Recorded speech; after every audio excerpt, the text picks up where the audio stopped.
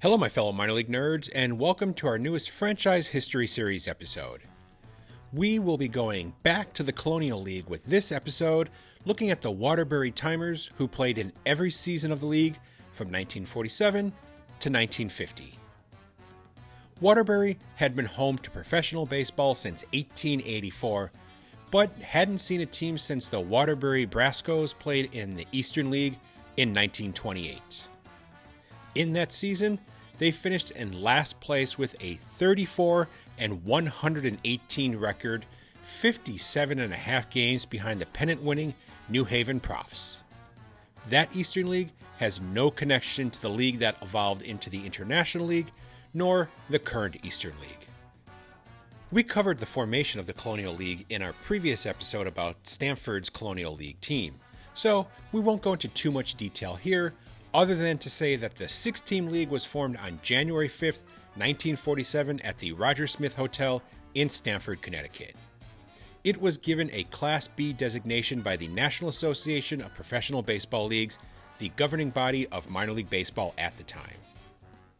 Before World War II, Waterbury and other towns in the Naugatuck Valley were major producers in the brass industry, producing 1/3 of all the brass manufactured in the United States, leading to the city's nickname, the Brass City. During World War II, Waterbury was a major supplier for the country's war effort, which helped revitalize the city's economy. Its economic boom ended after the war when military contracts were canceled, causing 10,200 employees to be laid off.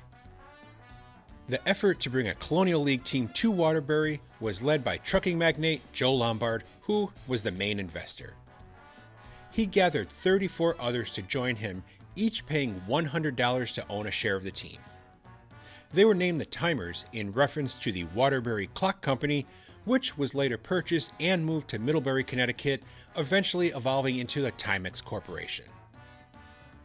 The Timers played at Municipal Stadium and had to compete with a popular semi-pro team called the Waterbury Brascos for dates at the ballpark. Their first manager was catcher Jim Acton, who served as player manager. He had managed Topeka and Joplin in the Western Association before joining Waterbury. When he managed in Joplin, the Miners were affiliated with the New York Yankees. They were scheduled to play their first game at home on May 7th against the Stanford Bombers, with the game being the first of many to be rained out. They ended up playing their first game 2 days later in Stanford, losing 16-5 to the Bombers. On June 12th, they lost both ends of a doubleheader to the Poughkeepsie Giants, 12-4 and 13-0, finding themselves in second place with a 15-12 record, 3.5 games behind the Giants. In that first game, the Timers ended Alex Corpani's 22-game hitting streak. Just over a month later, on July 15th, they found themselves in first place with a 37-22 record, 1 game up on Poughkeepsie and 3.5 up on Stanford. After that, they went on a tear, winning 46 of their next 62 games, finishing in first with an incredible 83-38 record, 14.5 games up on Poughkeepsie. Unfortunately, though, things did not go well for them in the playoffs, as they were knocked out in 7 games by the third-place Stanford Bombers, who went on to win the league's Governor's Cup. In that season, they drew 33,946 fans, the second most in the league. Their pitching staff was anchored by 35-year-old left-hander Mike Cash, who went 20-3 with a 3.29 ERA in a league dominated by hitting. He had the league's best ERA and the most wins.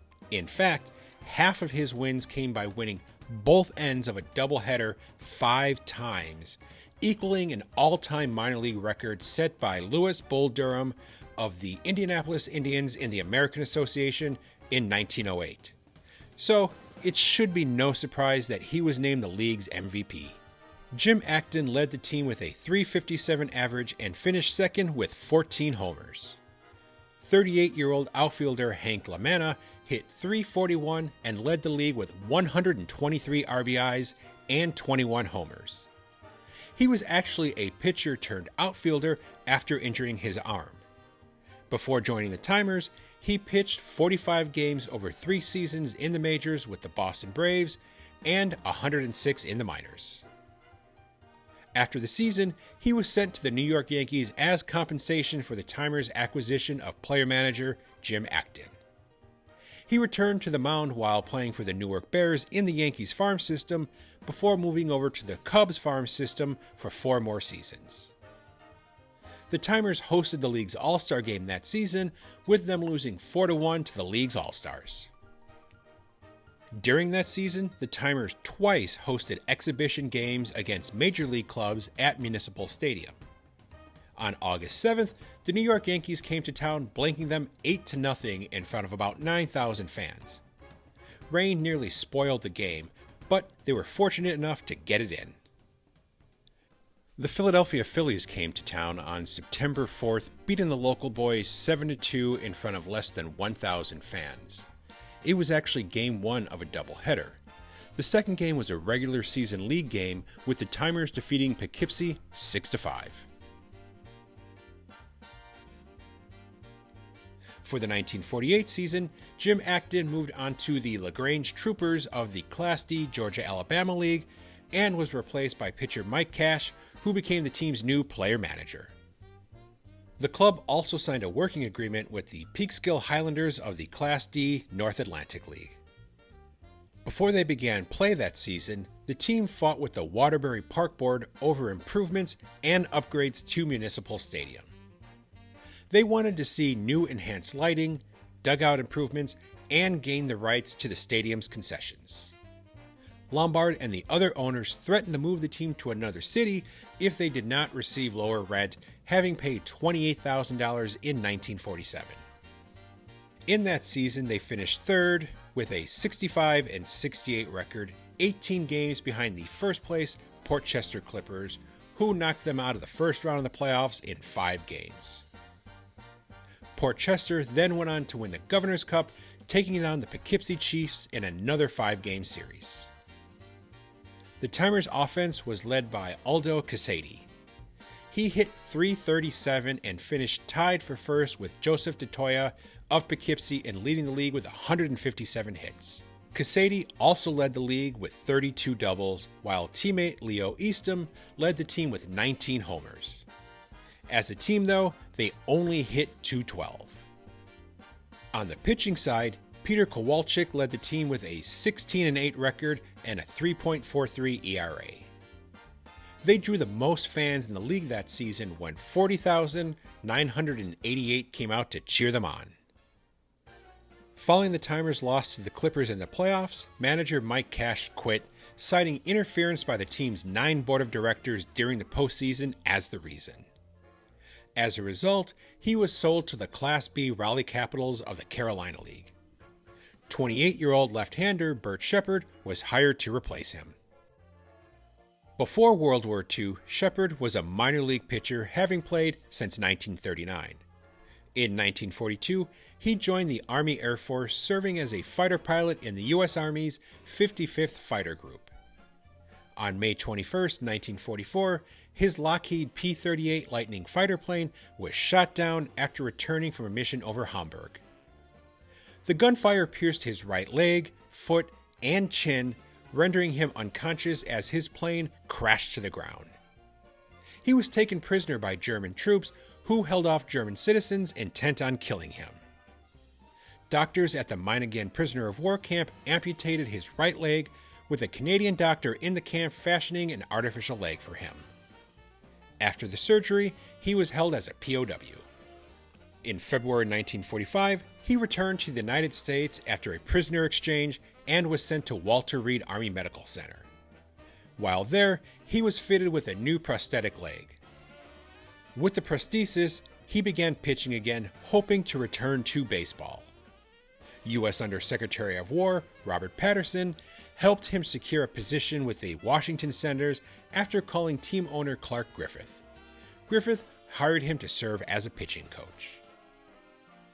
On July 10, 1945, he was the starting pitcher for the Senators during a charity war relief game against the Brooklyn Dodgers, earning the victory in Washington's 4-3 win. He pitched 4 innings, giving up 2 runs on 5 hits with 9 walks and 1 strikeout. Just under a month later, on August 4th, during a regular season game against the Boston Red Sox, he made MLB history by becoming the only pitcher with a prosthetic leg to appear in a game. When he took the mound, the Red Sox were up 14-2. Shepard pitched 5 1/3 innings, allowing 1 run on 3 hits with 1 strikeout. It was his only major league appearance, with him being released by the team following the season. Along with coaching for Washington, he played on some barnstorming teams touring the country and pitched in exhibition games. He made it known that he was interested in playing and managing at the AAA level, even stating that he was willing to play for $1 a year, earning $400 for each victory he achieved. In the winter of 1949, while recovering at Walter Reed Hospital following a 5th surgery on his leg, he saw an ad in the Sporting News that the Waterbury Timers were looking for a new manager. He applied and was hired. Upon signing his contract to lead the Timers, he said, "There's a reason why I wanted to manage. Always before, I've had a manager who was afraid to take a chance on me. You can't blame them. Now, it's up to me. Every 4th day when I make up the lineups, the 9th man is going to be B. Shepard, pitcher. At the end of the season, the games won and lost and the earned run average will tell the story." His contract with the Timers was not for $1 a year with a $400 bonus for each victory. He was signed for between $4,000 and $4,500, which is between $54,000 and $61,000 today. It was a contract that almost equaled the monthly payroll of some teams in the league. Timers GM Duke Delpo had banked on his signing, bringing in hordes of fans, helping the team's bottom line. Before that season even began, things were not looking good for the Timers. They took a spring training trip to North Carolina in April, seeing them lose $3,500 on the venture, which is about $47,500 today. Poor weather in Waterbury in the early part of the season saw them fall deeper in the hole. Through their first 20 home games, they drew incredibly poor, only seeing an average of 643 fans per game. Delpo told the Waterbury Republican that the team needed to draw an average of 800 a game just to break even. In June, he announced that the team was for sale to anyone who was interested in keeping them in town. No takers came forward. On August 2nd, with the team holding a 42-46 record, Bert Shepard was released by the Timers as a cost-saving measure. His signing did not draw fans like Delpo hoped. Being incredibly well liked by his players, they discussed going on strike in protest, with the measure falling by a 9-6 vote. Instead, they formed a committee that reached out to the team's fans and local businesses looking to raise money to help pay his contract. They ended up raising $850, which was enough to pay about a third of his remaining salary for the season, with him being reinstated as manager on August 10th. During the time he was not with the team, Leo Eastham led them to a 5-4 record. They celebrated his return by defeating Poughkeepsie 11-1 on August 11th. Shepard led them to a 4th place 62-63 finish, 18 games behind the Bristol Owls. He went 5-6 with a 6.16 ERA in 73 innings pitched. The Timers were knocked out of the playoffs by the Bristol Owls in the first round, 4-1. Bristol then went on to win the league's Governor's Cup over the Bridgeport Bees in 3 games. Leo Eastham led the league with a .349 average as well as home runs when he hit 25. He was the team's lone all-star. They ended up drawing 39,857 fans, the second most in the league. Shepard did not return for the 1950 season. He worked for IBM typewriters in 1950 and 1951 before returning to playing in the minors from 1952 to 1955. He managed the St. Augustine Saints in the Florida State League in 1952 and the Williston Oilers in the Manitoba Dakota or Mandak League in 1954. After he retired from baseball, he married and became an engineer. He went on to win the National Amputee Golf Championship in 1968 and 1971. Going into the 1950 season, things did not look good for the Timers. They had 4 liens filed against them by the IRS, totaling $5,590.25 for unpaid amusement taxes, which is just under $75,000 today. When the 1949 season ended, they also owed the city of Waterbury $1,800 in rent. Their 32-member ownership group formed a 7-person committee to meet with the Waterbury Chamber of Commerce to ask for assistance to keep the club afloat. They ended up seeing their rent for Municipal Stadium cut from $70 per night game to $55. The cost to use the ballpark for twilight doubleheaders was dropped to $58 per game, with day games being dropped to only $21. They were also finally granted rights to the stadium's profitable concessions for $1,500. The team also worked to sign an affiliation agreement with a major league club, but were unsuccessful. They also found themselves dealing with another issue involving their most productive player, Leo Eastham. On September 5th, the last day of the 1949 season, he was sold to the Washington Senators for $4,000. Washington assigned him to the Chattanooga Lookouts of the Southern Association for the 1950 season. When the 49 season ended, Eastham was still owed $212.42 by the Timers. He made several unsuccessful attempts to receive payment, but was not paid for several months. He petitioned George Troutman, the president of the National Association of Professional Baseball Leagues, to void the deal that sent him to Chattanooga, and requested that he be named a free agent since payment was made more than 15 days after it was due. Troutman twice refused the request. His petition ended up going to Baseball Commissioner Happy Chandler, who on February 11, 1950, reversed Troutman's decision, forcing Waterbury to return the $4,000 and made Eastham a free agent eligible to sign with any team. He ended up signing with the Odessa Oilers of the Class D, moving up to Class C in 1951, Longhorn League, where he spent the last 4 seasons of his career. Career minor leaguer John Morris, who led Poughkeepsie in 1948 and 1949, was hired to lead the team as a player manager for the season. He was relieved of the position on June 8th after the Timers lost 8 straight home games, with them holding a 13-18 record. John McKenna was hired as his temporary replacement. With the team in last place with a 14-20 record on June 13th, he was replaced by Charlie Bowles, who had been leading the Hickory Rebels of the North Carolina League before taking the position with Waterbury. On the same day Bowles took over as manager, league president John Scalzi Jr. announced that the league had suffered a collective 30% drop in attendance. One game that month between Waterbury and the Bridgeport Bees saw the teams play in front of only 70 fans. On July 5th, in hopes of salvaging the season, the league decided to split it, with the Poughkeepsie Chiefs being declared the first half champions. Waterbury finished that half with a 19-35 record, 17 games back of the Chiefs.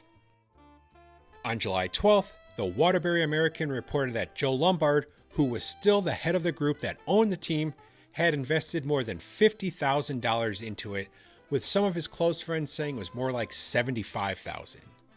If you're curious, that's $670,000 and $1,005,000 today.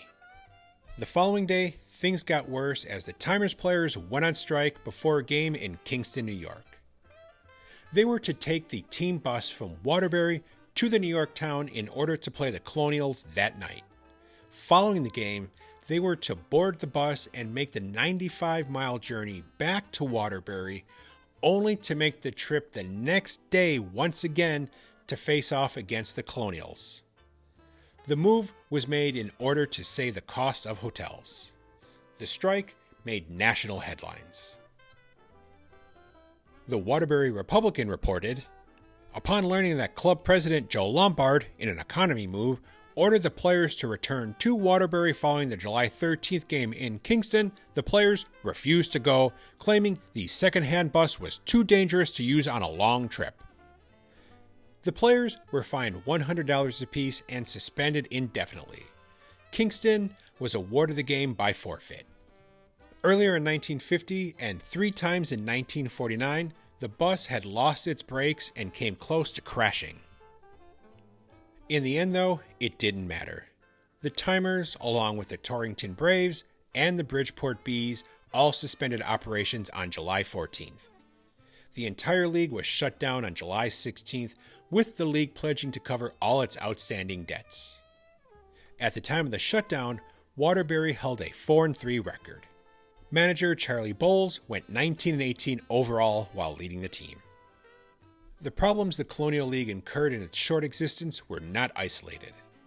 Due to the growth of television, attendance at minor league ball games, which grew greatly in the years immediately following the end of World War II, began to fall as fans preferred to watch Major League Baseball on their television from the comfort of their own homes rather than attend minor league games in person.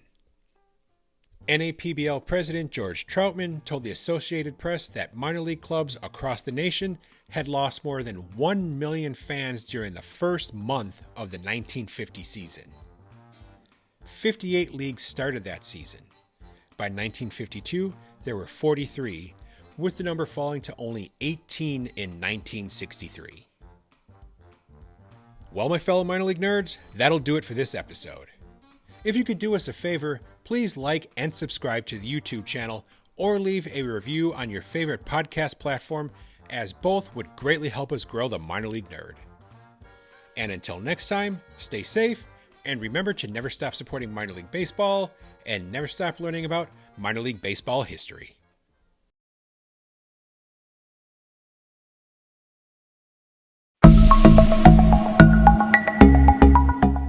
This podcast is part of the Curved Brim Media Network. Here are some of the other members of Curved Brim Media. Hi, this is Ed Rivera of the Data Chronicles. Join me as I interview people just like you and players, coaches, GMs on the path that led you to become a fan of the sport.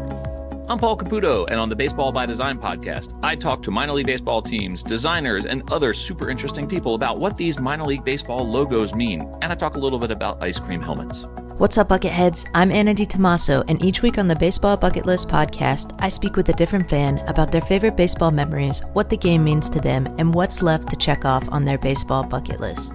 Hey everyone, it's Eric from the great state of Kansas. This is Johnny from the New Orleans Baby Cakes Memorial Museum. And we are the Earn Fun Average podcast, where we talk to a variety of guests about their love of baseball and have fun doing it. America, lower your standards. Average is what we do best. This is Patrick and Corey of BaseballMapper.com, and we have made an interactive map to help highlight all baseball teams from the majors down to collegiate summer leagues. We want to bring you closer to baseball, so get on the site and find a team near you today. Hey guys, this is Patrick Larson from the Minor League Baseball Hat History Series, and in every episode I go through the history of minor league teams through my personal collection of hats. You can find me on Twitter at @PatLarson1. I hope you guys enjoy. Learn more about Curved Brim Media at curvedbrimmedia.com.